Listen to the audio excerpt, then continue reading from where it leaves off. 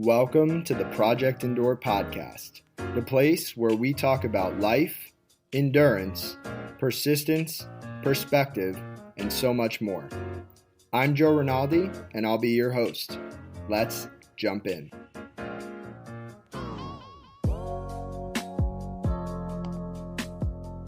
Welcome back to the Project Endure podcast. It is episode 26.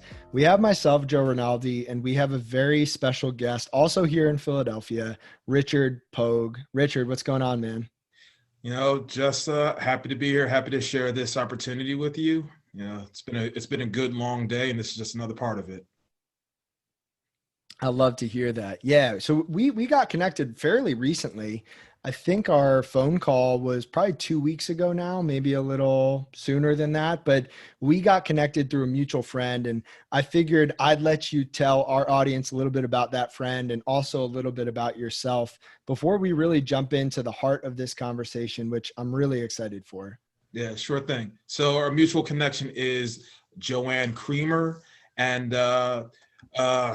goodness, all right, I'm 31. So about 8 years ago, I got connected to Joanna through the founder of a nonprofit here in Philadelphia called Students Run Philly Style, in order to just, get her son outside, more active, more confident, just using fitness and sport to really push, his own personal goals. So I worked as a running coach and trainer for him for about 4 years. And during that time, he completed 2 half marathons, and is probably one of the biggest personal growth moments I had as a coach and a mentor. And it laid a lot of the groundwork for what I do currently in the nonprofit and youth development field. Yeah. And so tell us a little bit about that, what you do in your current field of work. So currently I am the senior staff member and training coordinator for the Youth Mentoring Partnership. We are a nonprofit here in Philadelphia that does mentoring and goal setting through fitness and sports. We align ourselves with schools and other nonprofits to basically give students the tools they need to be successful in life, mainly grit, the ability to show gratitude, and obviously the life skill of goal setting. Nothing's easy in life, so why pretend? Just let's actually train for it. Oh man. I mean, we're a couple minutes in, and I think the audience at this point understands why you're on the podcast, and we're going to go so much deeper. But before I start asking my real main questions, tell us a little bit about grit and what that means to you, and also what that looks like in the mentorship for the kids. Personally, grit is, I would say it's like being a dog with a bone. It's something that you want for a long time. So little inconveniences, so little distractions that may pull you away from it don't last that long. You're willing to push through just things that you may call inconvenient, become less weighty when you know what the long-term goal is. So you hold on to it. Contrary to that, though, it's not staying in toxic situations. So I want to be really clear. Grit is not just staying in a bad situation too long. It's also knowing when to step out of those situations and do a tougher thing, which may be walking away, which is the life side of things. So what this means with our students, a lot of them don't know that grit's just an innate ability. So everyone has the innate ability to be gritty.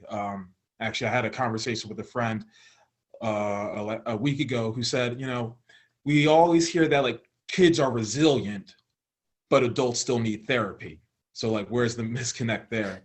And I think everyone has that natural resilience, that natural grit. It's whether or not we train it in order to be able to handle things later in life. And needing therapy may be someone's gritty step. It may be the thing that they needed to do to get out of a situation. So it's not necessarily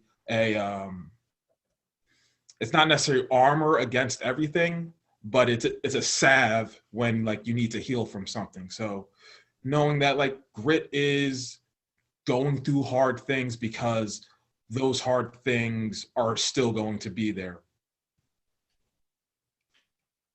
Yeah. I mean, so a couple things that pop into my mind. One, this phrase that I've been thinking about recently, resistance reveals resilience. And I don't think that we can be truly resilient if we don't have resistance.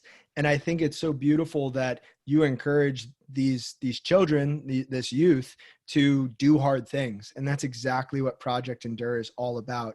And so before I go off on 20 different tangents, why don't I just ask you the first big question and we'll dive in from there.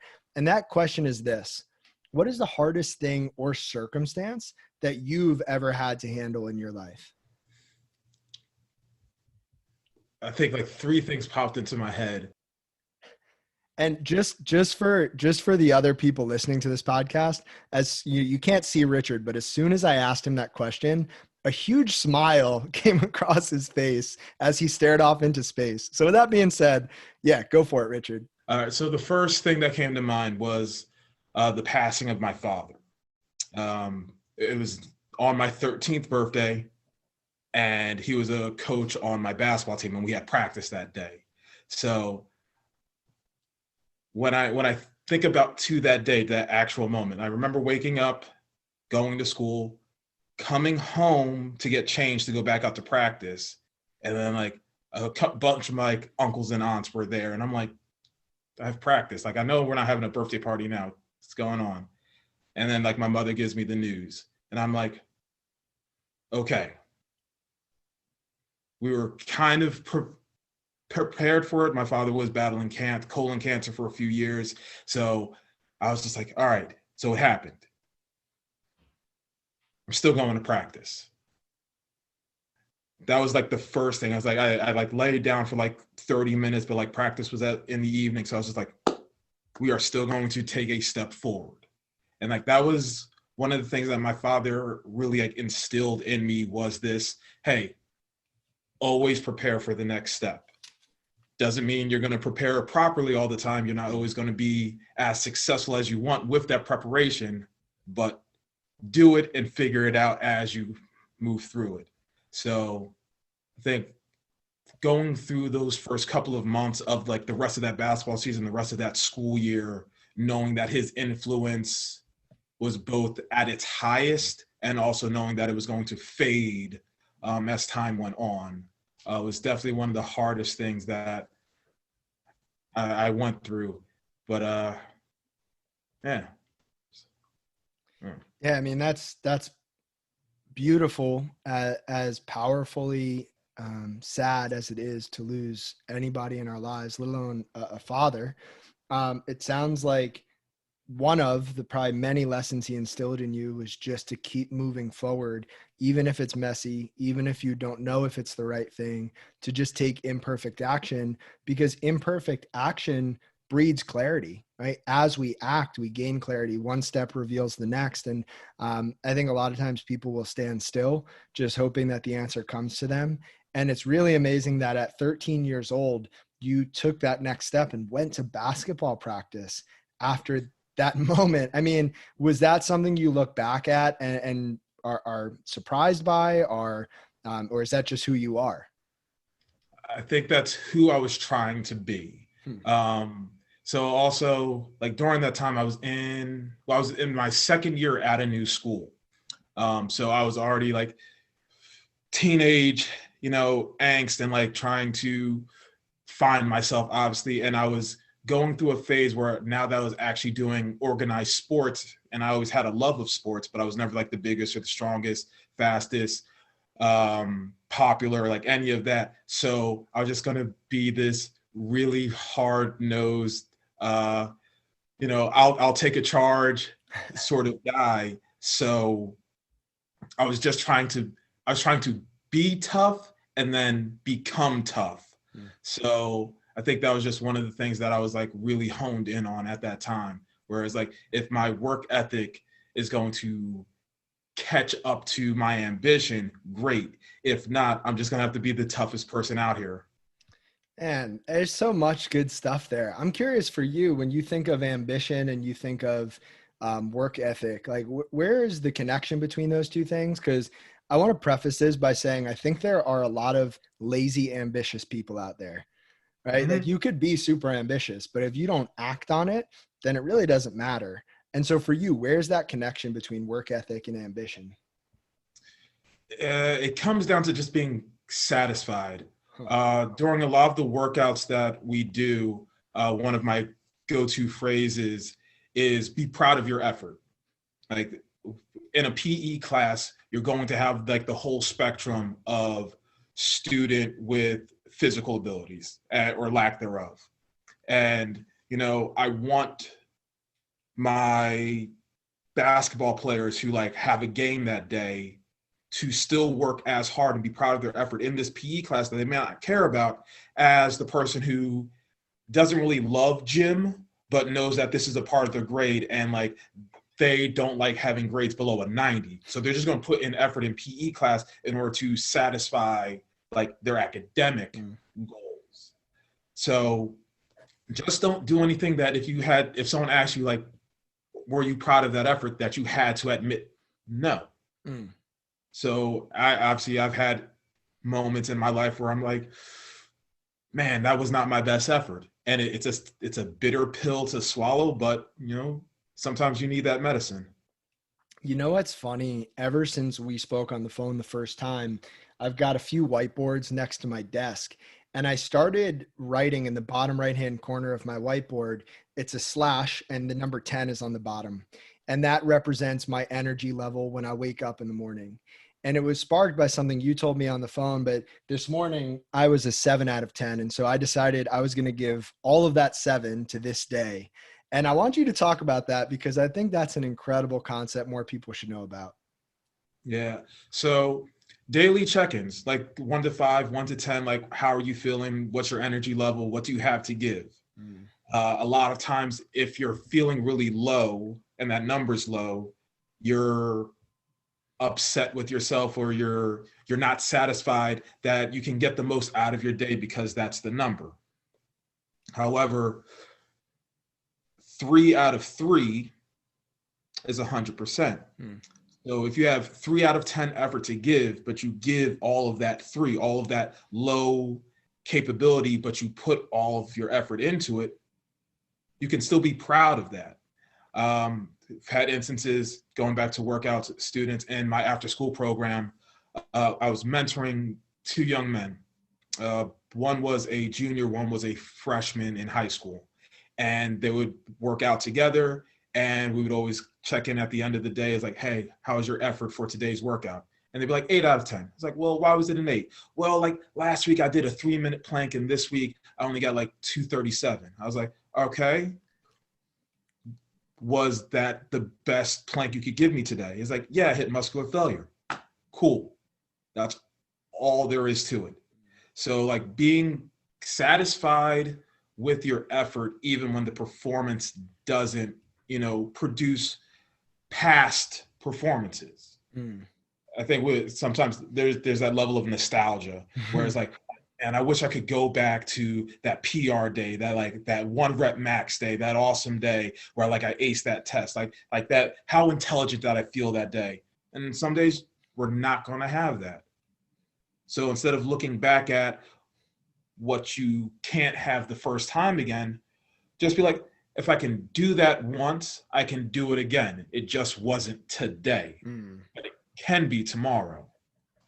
All right. So I've got a line of thought here that I want you to try your best to follow. I'm going to do my best to make this smooth, but in the beginning of the podcast, you talked about goals and goal setting and how important that is, not just for children, but for everybody. And I think inherently goals are outcome oriented, or at least that's the way most people think of goals, right? So you think, I'm going to do a 3-minute plank. And even if you give your best effort on that day, if you fall short of that objective goal, there's a certain level of disappointment that might just hit you in the gut right away. How do you help kids deal with that disconnect between the goal they set and the effort they gave if those two things don't match up? Perfect. So we specifically do SMART goal setting. And I know there's like 20 different like iterations of SMART goals. For us, the specific, measurable, attainable, reaching, timely. And we really work with the attainable, reaching portion of it. And we hone in on what are you capable of doing and will it make you uncomfortable? Hence, stepping outside the comfort zone and getting growth. So if you're like, hey, my goal is this 3-minute plank, and I only got like 247 or even 259. And that moment of, hey, there's failure here. Like you didn't hit the goal. Like we had a measurable number and you didn't hit the measurable number. Does that equal failure? Technically. What we try to do is when we're tracking that goal. So what was the plank that you did the very first time we tested it? Well, it was like 127. Okay. If we can find moments on that timeline of continuous or consistent growth and checkpoints, even on like days that were bad or days where they weren't mentally like feeling great, you take those little snapshots and you go, progress. You may have failed the ultimate goal, but look how far you came. Success is the journey, not always the end point. Because if you can do this for a plank, imagine if you took this same blueprint and put it towards any other goal, how much more successful you could be in any other part of your life.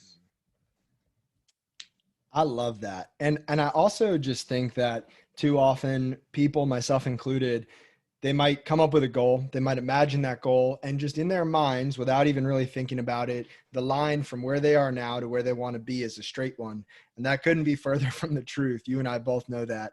And I think it's a matter of what you're saying is like higher highs and higher lows. So maybe over time, you know, you're having good days mixed in with not so good days. But if you track that progress over time, you should see that overall you're trending in the direction towards your goal. And that's progress.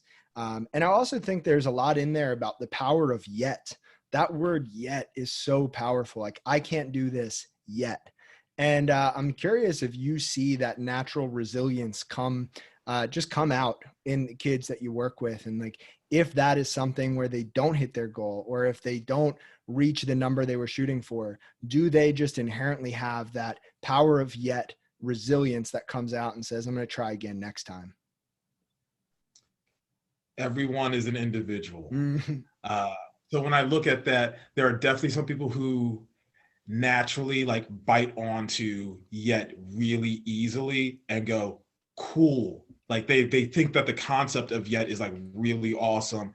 And then they just go like, I'm just going to try my hardest every day and figure it out. And other people are definitely more hesitant because failure is scary. Mm-hmm. And if you've been successful, or if success has come easy to you, especially when you're young, that fear of failure becomes this wall, because it's like, well, if I try and I don't succeed, then I'm not good at it. And if I'm not good at it, I won't get praised for doing it. So why should I keep doing these things that I'm not going to get praised for, I'm not going to see success for?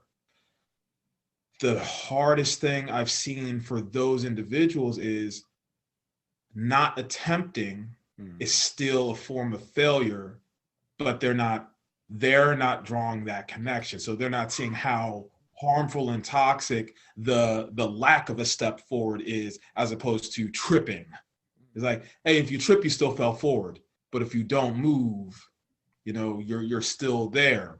And the longer and longer you stay with that sort of habit, obviously good habits and hard habits are both very difficult to break. So if you don't set good ones, it's hard to build them. And if you have really bad ones, it's hard to break them. Where do you think habit building begins for most people? Does it come out of a place of just the path of least resistance? Like, do you see that people develop habits just because it's the easiest thing to do if they lack the intention to understand why they're creating a new habit? I'm glad you used intentionality in this, because I would have had to give that as a caveat. Mm-hmm. It really starts with their first and biggest influences. As a teacher, or as an educator, as a coach, whatever many hats I'm putting on right now, when I meet most of my youth, they are 12 minimum years old. So that's 12 years of life that I have almost no knowledge of, out of maybe like what would a general 12-year-old in this part of the city, going to this school may have gone through leading up to this moment right now. So I may have like a working framework of who these children are, but I don't know their individual story. So their individual influences can really be eye-opening. They can be sometimes easy to teach certain concepts to. It can be really hard to teach certain concepts to, because what they're resilient to and what their resistances have been may not align with what we're trying to teach them. It doesn't make them less resilient. It just makes them a different kind of resilient. And for them, some of those longer forming habits, or have the habit building portion, it could still be them like trying their best and just trying to survive certain situations, as opposed to actively, trying to be negative. Before like the next question, there's one meditation that I love listening to, and I use this to sort of keep me grounded when those type of situations come in, where I'm thinking about like how am I going to break down some of these habits. And it's about understanding that everyone wants to find their own personal happiness and not suffer. And just knowing that, like, whatever a person, like I see walking down the street, whatever kids are coming into the class, whatever they are actively doing, it is an attempt to find happiness without suffering. And when you realize that, you're like, well, that even when they don't look like they're trying their best, some portion of them is trying their best to get that happiness. It's then our job in our positions to then try to siphon out all the negativity from their actions and get them to that happiness without harm to themselves or those around them. That was really well said. And I think even just to zoom out and move away from just children and just to human beings in general, I think we are a product of our environments. But the thing that often gets left out of that statement is that we can play a very active and intentional role in shaping our environments. And it's easy to look at somebody or interact with somebody and wonder, oh, why are they that way? Why are they so negative? Why are they doing this, and that? When in reality, we only get a snapshot of one point in time in their life, and we don't get to see all of their environments and influences and life experiences that made them the way they are today to act that certain way. And so I think a certain level of grace is kind of what you need to be able to work with anybody who is exhibiting negative behavior or not acting maybe in the way that you would want them to, in order to be gritty and build resilience. Does that ring a bell with you? Yes. Like we say, like, kids don't care how much you know until they know how much you care. So I can come in with like 1,000 different accolades, and I literally have a box of medals. I'll give you a pause real quick. Yeah.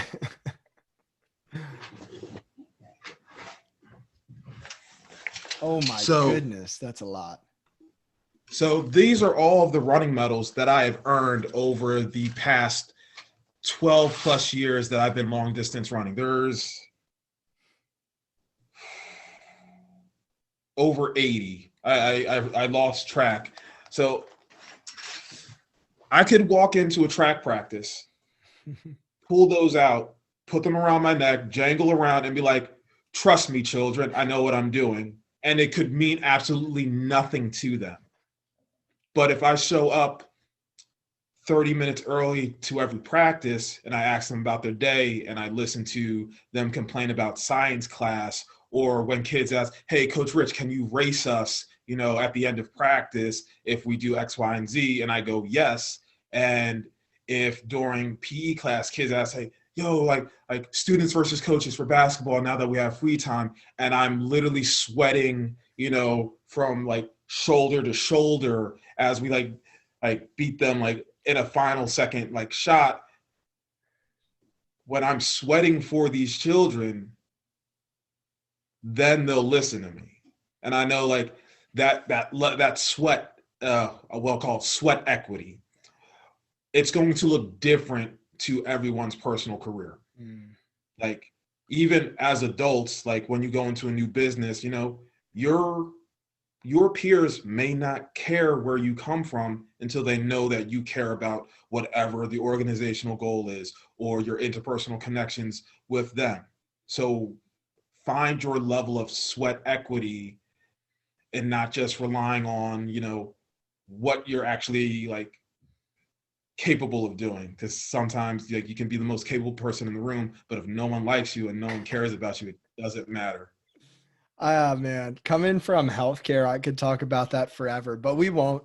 I do want to tell a little bit of a story and segue into the second main question. And so, Richard, I don't think you know this about me. The listeners probably do, but for a long time, I've taken cold showers. And it started because I watched this TED Talk online. And at the end of the TED Talk, the presenter challenged anybody watching or listening to take a cold shower. And so, with all of the conviction in the world, I closed my laptop, I walked to the shower, I turned it cold, I stuck my arm in, and it was freezing. So, I did what anybody else would do. I turned it to hot and I took a hot shower. And later that night, something didn't feel right and I couldn't pinpoint it. And eventually I realized I was feeling guilty. I was feeling guilty because I took the easy way out and I made excuses. Sure, it didn't really matter whether or not I took a cold shower or a hot shower. There were no immediate consequences. It was really a silly exercise if you want to put it in that light. But at the end of the day, I said I was going to do something and it was uncomfortable and I backed out of it. And I felt bad about that.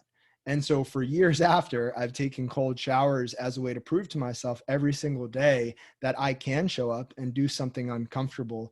And it's really been a staple in my life. And the tenet is doing hard things. And that's what Project Endure is all about. So the question for you is, what is the hardest thing or things that you've ever done in your life on purpose? And why have you done those things? I think the I would say the marathon running. Mm.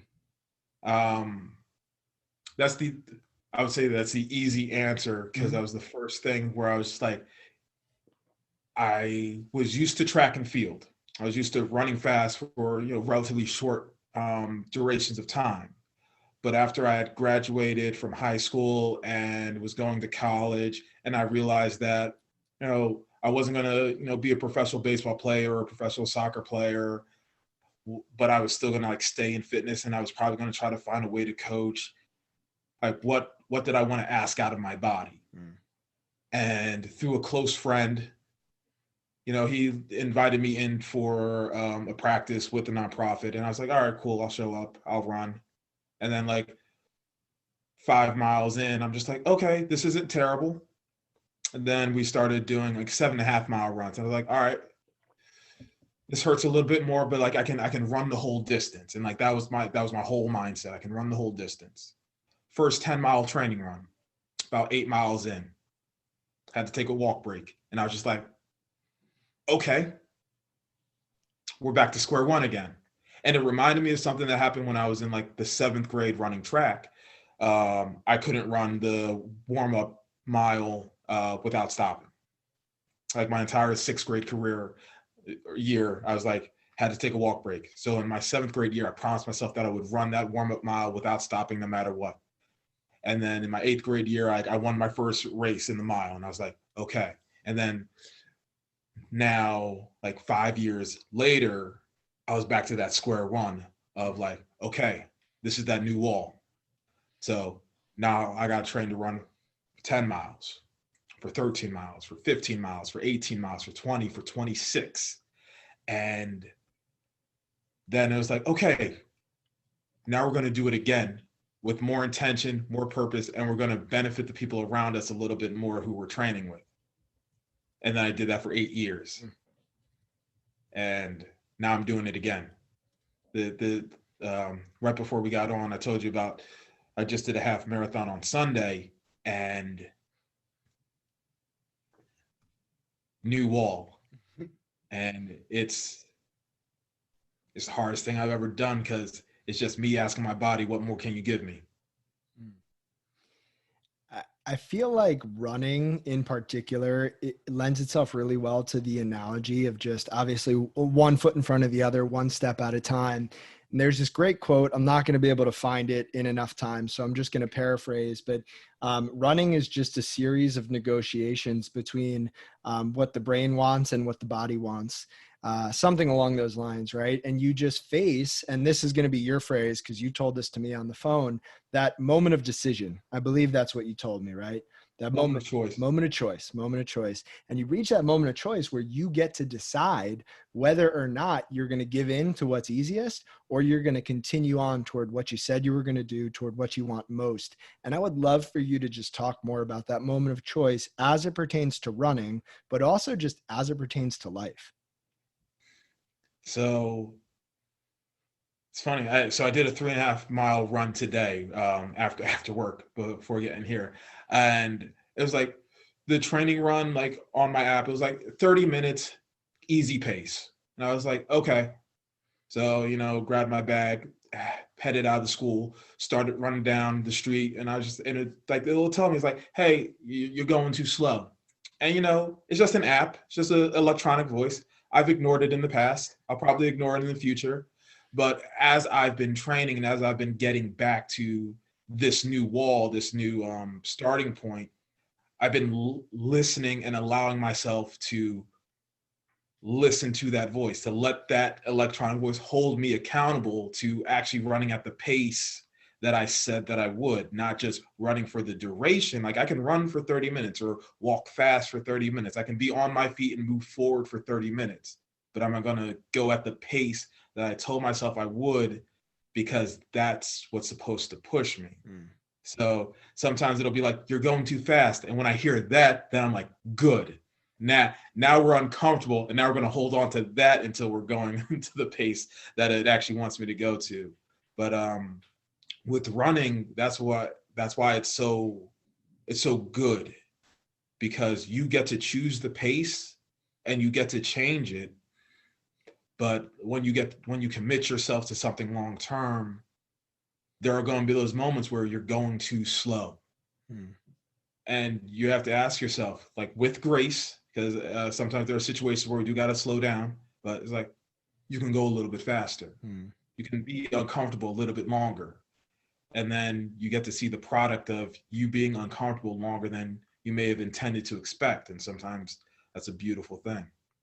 Yeah, I would second that. And you and I bonded over this on the phone, but Inky Johnson is one of the first people that I heard speak about a topic, and it just made me want to run through a brick wall. I mean, I was a teenager. I don't exactly remember the year, but I remember listening to him talk about his story, what he went through, the perspective that he took from all of that.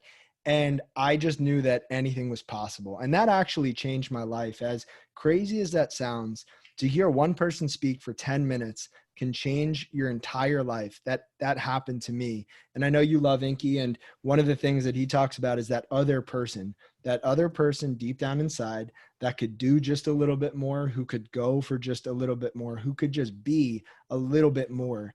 And I think when I think of that, I think of the concept of endurance. And I don't want to jump there just yet, because that's really my next question. I want to ask you a question about people in your life who've inspired you, right? Inky Johnson is mutual for both of us, but who are some of the other people in your life who have helped you see life the way that you see it? Because clearly you can't develop this kind of mindset in a box. No, you definitely can't. So obviously, so starting familially, Mm-hmm. I would say I get my charisma and my hard work ethic from my father. Those were the levels of like seeing somebody walk into a room and have other people gravitate towards them. That was the level of like confidence and respect I saw that my father would get. And I was just like, all right, what are his mannerisms that earn him this? Not just when he's in that space, but when he's home, when we're out playing catch, when we're going to the store. Like, what are these consistencies that he puts out there that gets him this when he goes to work? I think I get a lot of my toughness from my mother. And this wasn't something I realized growing up, but something I realized later on as an adult when I've seen some of the medical issues and other, personal tragedies that she's gone through, how she handles it with grace and is still there plugging along with a smile on her face. And every once in a while, she'll like come into the room and just do a little dance just to try to get a rise out of me. And I just go, as much as life has pushed her to her limits, she still has enough energy and grace to go and do that. So there are definitely moments in my life where I'm just like, life's punched me in the gut, tripped me, knocked me down. I'm just like, nah, I'm gonna laugh and I'm do a little dance. So that's definitely out of my family. Sports coaches growing up though, I had a track coach, Greg Davis, and relentless confidence is what he taught me. And I don't think he did this intentionally for me, but my interactions with him one-on-one and in a group setting was just like, all right, cool. At the beginning of every track practice, he would come into the gym. All the kids would be sitting on the steps, and he would go, how's everyone feeling today? And, normal middle school answer, good, fine, okay. And he went, wrong. Just, how's that wrong? He's like, the answer is confident. And then you go like, okay. And he explained it a little bit, and I've extrapolated more as I've grown and internalized it. But it's just, no matter what you're doing, do it with a sense of confidence, and you'll do it a little bit better. And not perfect, but better.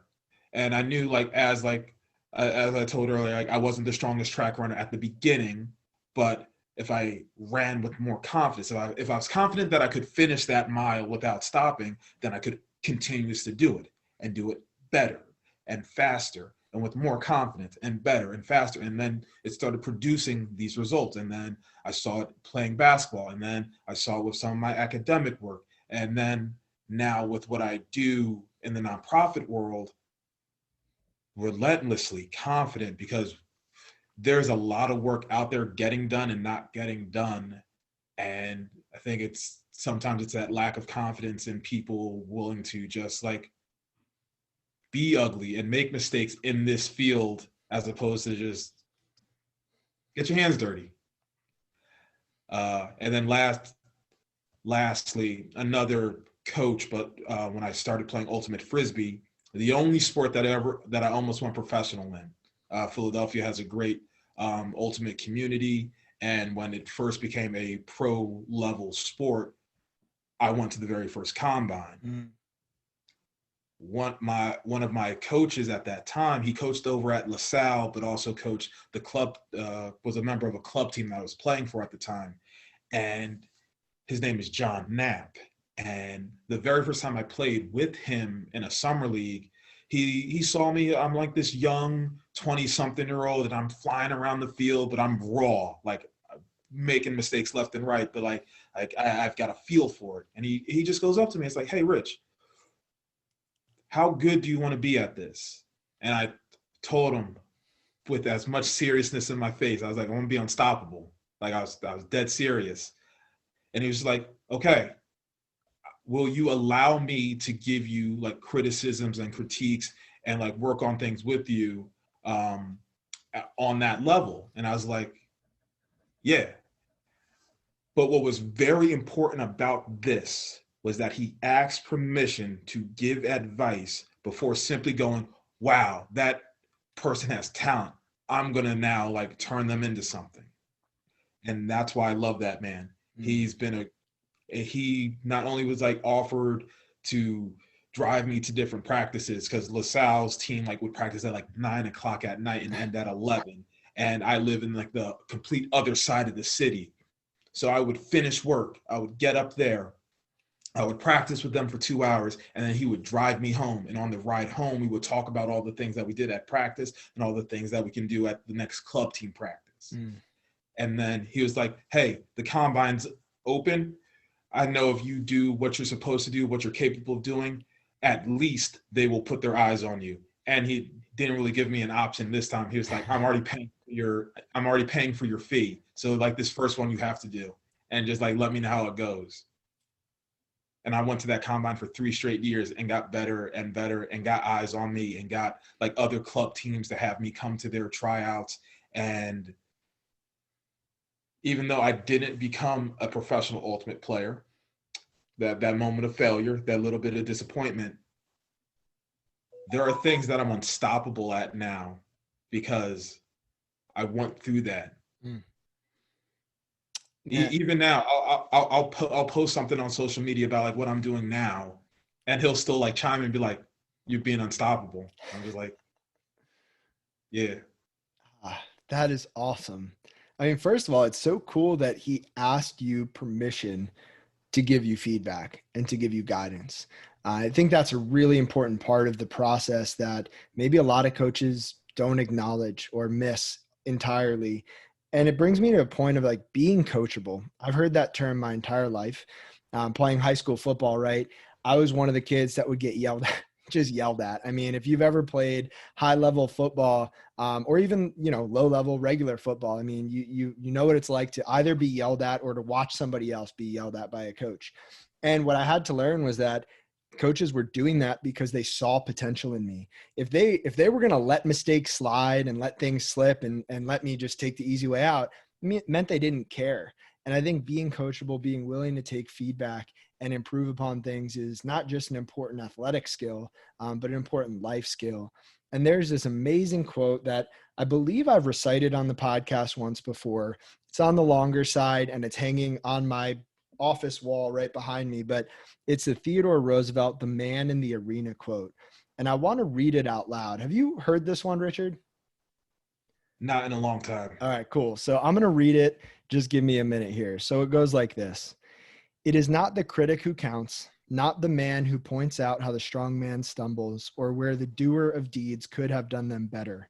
The credit belongs to the man who is actually in the arena, whose face is marred by dust and sweat and blood, who strives valiantly, who errs, who comes short again and again, because there is no effort without error and shortcoming, but who does actually strive to do the deeds, who knows great enthusiasms, the great devotions, who spends himself in a worthy cause, who at the best knows in the end the triumph of high achievement, and who at the worst, if he fails, at least fails while daring greatly, so that his place shall never be with those cold and timid souls who neither know victory nor defeat."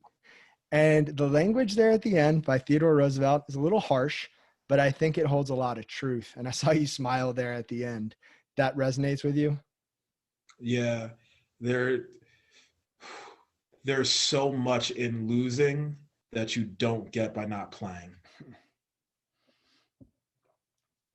You got to expand on that. That is incredible. Uh, so, uh, so in sport, and yes, there are ties in soccer and hockey, but still, like there's something to be had in a game that where you couldn't beat your opponent. Like there's a lesson learned in the game played. I'll say that. But as a spectator, as someone who may never put themselves out there at risk, you lose so many opportunities. And it's something that I've been telling my track team during this off season. Obviously, with COVID, everything's been really weird. We had a virtual cross country season. Granted, we won both boys and girls championships, Nice. but there was something that was definitely missing. There was something gained from our team showing up and doing what they needed to do to succeed. And I noticed that other programs didn't. And that was taking the silver lining off of everything for me. It was, yes, we were successful in doing our job, but let's not celebrate that so much for how we performed, but that we showed up. There are a lot of zeros on that score sheet from other schools because they didn't show up. So the life lesson there would have been, when you show up and you take advantage of your opportunities, you'll get what other people won't. So what I've been trying to tell my team as we move forward with this new season is that there are still going to be more talented individuals and teams that we're going to go up against. We're going to have to outwork them, and we won't lose because we'll learn from every situation. So not necessarily tying our wins to another championship or records or medals, but this idea that we're going to outwork people who aren't going to show up, and we're going to outwork people who may be more talented than us, and they're going to have to recognize how good we actually are. Man, you can't lose if you learn. That is a nugget of wisdom that I hope somebody wrote that down listening to this podcast. That's really good.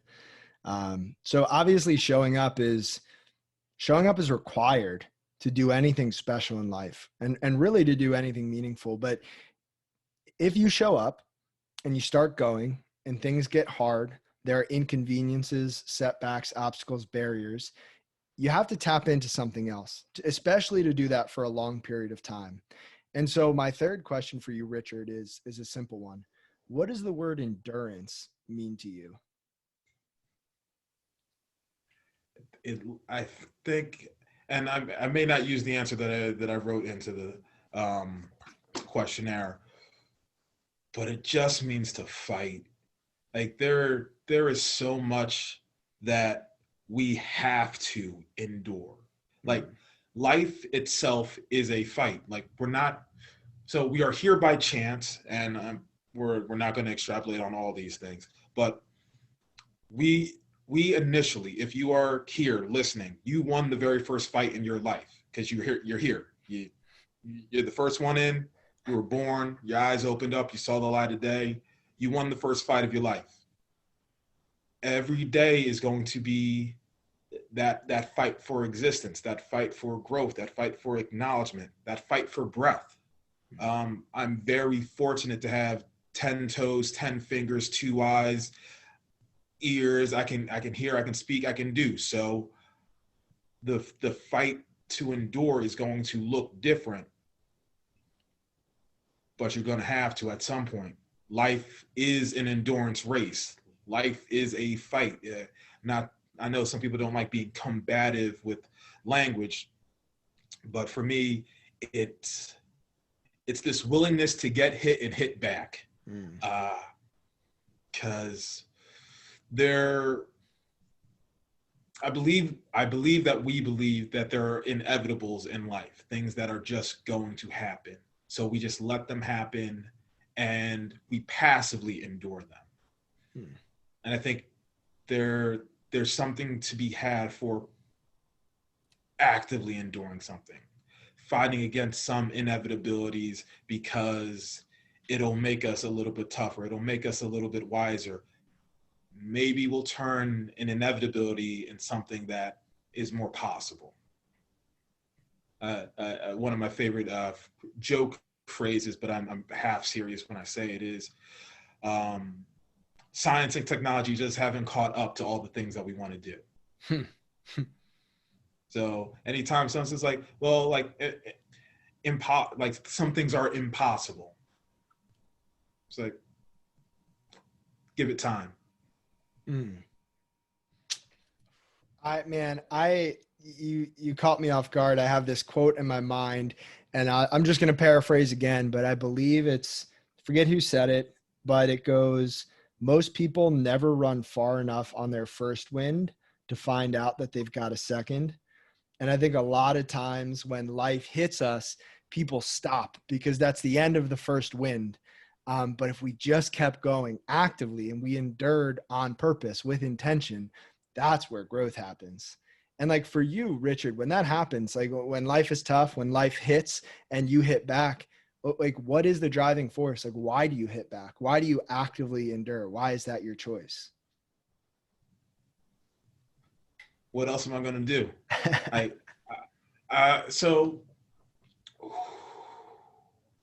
So I told you at the beginning that nothing was off limits. So I'm gonna tap into part of that. So many people probably don't know this about me.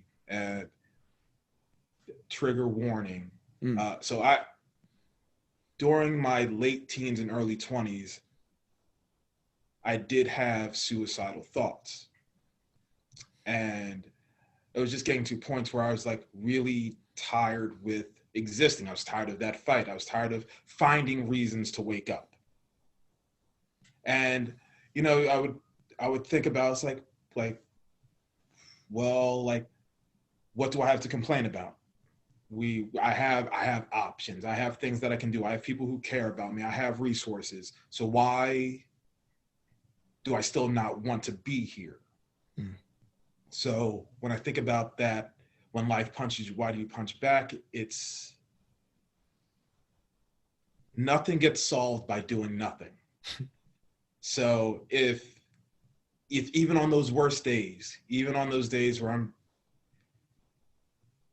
it's really easy to quit, where it's really easy to just be like, well, if it's just a nebulous void afterwards, what's there to be afraid of? Just go and do it. If I'm going to put effort into ending something, I might as well put effort into doing something. So, not to say that what I've reframed is, and reframing thoughts is such another powerful tool, is taking what were once suicidal thoughts turned into just normalizing thinking of death. And I was like, cool, if death is one of those inevitabilities, science and technology speed up so we can work with that.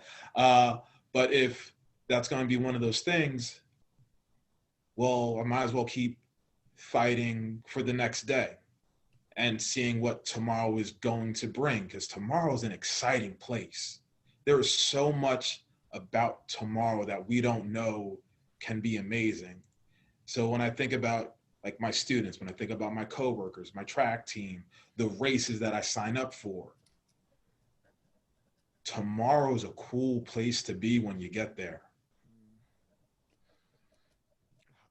I mean, Richard, thank you for sharing that. And I would imagine there are people out there listening who share that part of their past with you. And there's this great quote. And again, I think this is the Theodore Roosevelt quote. But he said, we must all either wear out or rust out, every one of us. And when I think of active endurance versus passive endurance, I think of your story. You are planning on wearing out, right? You're planning on getting to the end, whenever that is, and just being totally emptied of all your effort, banged up a little bit, and that's okay. But I think the sad alternative is when people choose to rust out, to just be passive and life punch them over and over and over again and not do anything about it. And at the end, right, it's going to lead us to the same place anyway, right? We're going to be gone someday. And I think that's a powerful way to look at it. And so to transition into the final question, and this is the one where I think we're probably going to end up summing up a lot of this conversation. And this is where I really think you have so much to give. You know, there are people listening to this podcast who are in all different geographic locations, all different life stages, dealing with all different kinds of things. But the one thing that you and I both know to be true is that life is hard. And so for somebody on the other end of this podcast, listening right now to your words coming up here in a second, if someone's going through a tough time, a really hard season of life, what guidance or advice would you have for that person listening right now?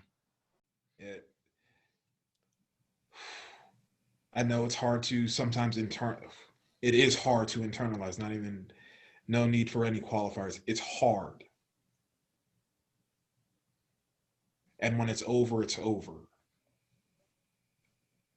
So it's worth that, whatever extra you think there is to give,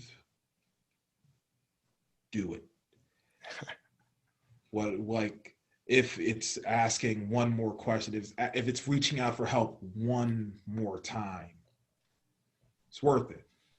Because no matter how low the percentage is, it's not absolute that it's going to be a no. So it's worth it. And when you find worth in the smallest of things, it's hard to find something that has zero worth. And when you slowly, and sometimes it's really slow when you collect all of this worth, it pays off. Like I said, it's nothing happens by doing nothing.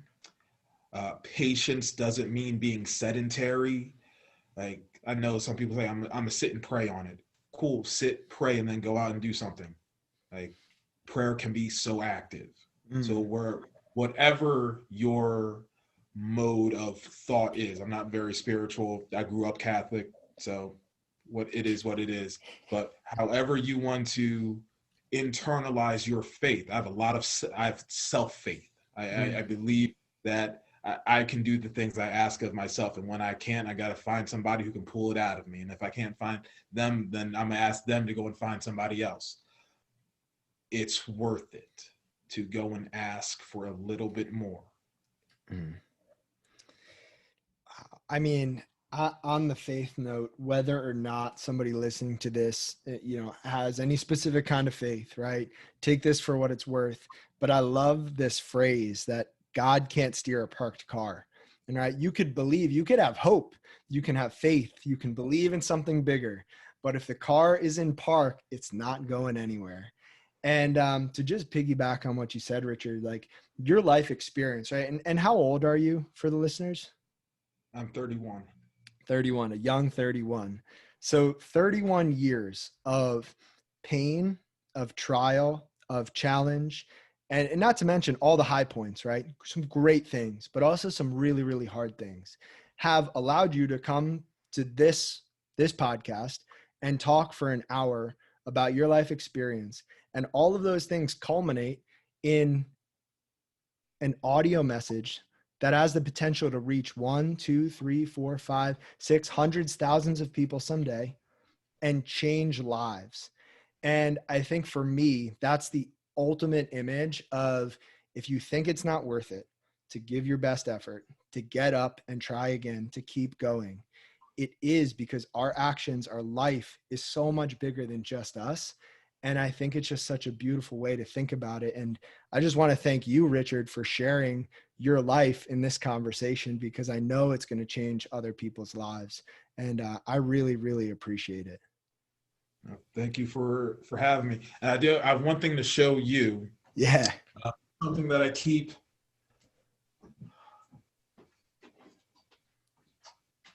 I keep this close by in my in my dining room. And it is a reminder of how everything started.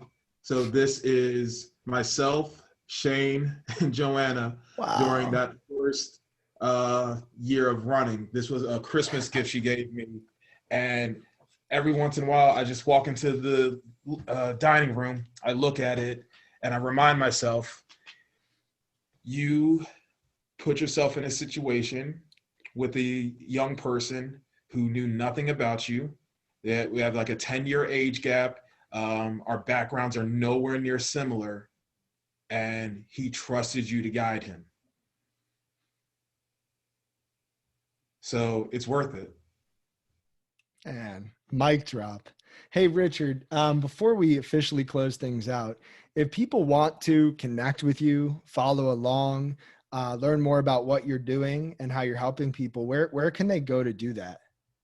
So if you are trying to follow me social media wise, it is rich_with_gritty_words on Instagram. Otherwise, you can go to youthmp.org. That is youthmp.org. And there you'll find all the information about the Youth Mentoring Partnership and our mission for giving kids the tools to succeed. You'll find out all that we do here in Philadelphia and Coatesville, any upcoming events, and all the past work that we do and all the future things that we have planned. Awesome. Richard, thank you so much. I'll be sure to link that down below so people can find you easily. And once again, man, I appreciate you. If you enjoyed this episode of the Project Indoor podcast, Go ahead and subscribe, leave a review on your platform of choice, and share this episode with a friend. It helps us get more conversations like this out to more people like you. We appreciate you, and we'll talk to you next time. And one more thing. If you're looking for a community of people all striving to be better together, check out the Project Endure Hard Things Club. The link is in the description below. We'd love to have you.